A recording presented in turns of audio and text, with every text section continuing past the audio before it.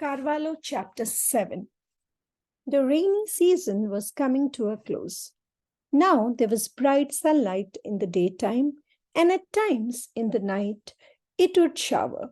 I had decided to dispose of my lands.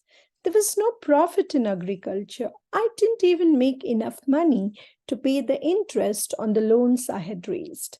When sometimes the crop was good and the returns not bad, inflation, etc., would swallow it all up. This was one reason. The another reason was the brooding and involving silence of Malnad. As the squalor and the noise of the town had bored me once, so the loneliness and rural poverty and monotony were getting on my nerves. I began to look into myself. This doesn't mean that I become philosophic or contemplative. No, I simply was adding, multiplying, dividing the loan amount and the interest on it all the time, and worrying about how old I would be when I was clear of the debts and of diabetics and blood pressure that was sure to dog me then. To get out of my despondency, I thought I had no alternative but to sell away the land and get out of the place once and for all. One day, an estate agent came to me. As we sat discussing the terms, I saw Pyara running as fast as he could. I stopped and looked at him. Saab, Kiwi has run away into the forest and he won't come out. I have gone hoarse shouting. You, Ash? Why did you take him with you? I didn't, Saab. I went to chase away the monkeys and he followed. He wouldn't listen to me at all. Please wait a moment. I shall be back with my dog, I told the agent and left.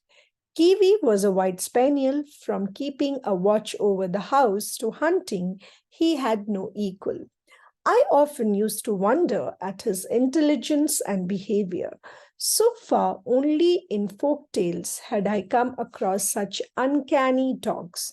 But when Kiwi entered my household, I knew it for a fact. Thinking that he must have cornered a bear or some other wild animal, I took my rifle and went with Pyara. The place he led me to looked ideal for a boar or a tiger to hide in. A needle wouldn't have fallen through the dense vegetation. Hey, Kiwi, come here, I shouted. He didn't. Instead, encouraged by my voice, he started barking in a fiercely rhythmical manner. I turned to Pyara and said, You son of an ash, you said you were going to the cardamom garden and you came here. No, Saab, I was near the cardamom garden. I don't know how he followed me. I came here only to take him home. There was nothing we could do except to enter into the thicket and see. But it looked impenetrable. Pyara, go up that tree and have a look. With alacrity, he climbed a nearby tree. Do you see anything? Yes. Hey, Kiwi, you rascal, come out. He shouted from the top and then continued. Saab, he's standing there and barking, but I can't see why. And he doesn't even turn to look at me. All right, come down. We shall try to reach him. God alone should help us, Saab. Huge trees, shrubs, and thorny creepers had woven an impenetrable net. We had to physically push our way in, and no sense of direction whatsoever. When the thorny bushes tore my skin, I was angry with pain and shouted the louder to locate Kiwi and cursed Pyara. But as before, my voice excited him, he barked more vehemently. At last, we managed to reach Kiwi, and he waved his tail furiously and barked away. I held my rifle ready and looked, but neither I nor Pyara could see what Kiwi was yelling at. I screwed up my eyes and looked at the stem of the palm trees against which Kiwi had focused his anger. But there was nothing. Pyara, do you see anything? Yes, Saab. What is it? I can't see it. What a man! Using language with such wretched contempt.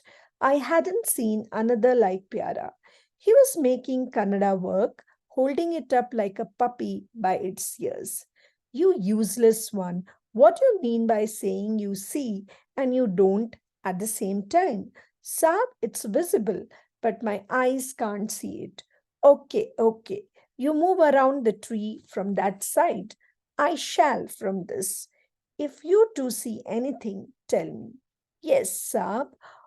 We had hardly moved a few steps in opposite direction when Pyara shouted, "Oh, come, Saab, come, Kiwi. Your mother be damned. Come this way." From the tone of his voice, I knew there lurked no dangerous animal. I moved bravely now and faster and asked him, "What is it?" "An earthen pot, Saab. Some bastard must have used it to distill illicit liquor. Hey, you, my brother, fine work have you done."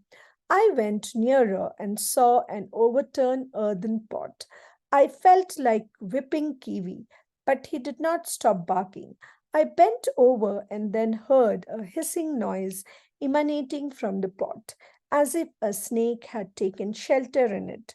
And the next moment, Pyara cried, "Sab, it is bees." Yes, bees were moving in and out of the pot, and the earthen pot sounded like an electric dynamo.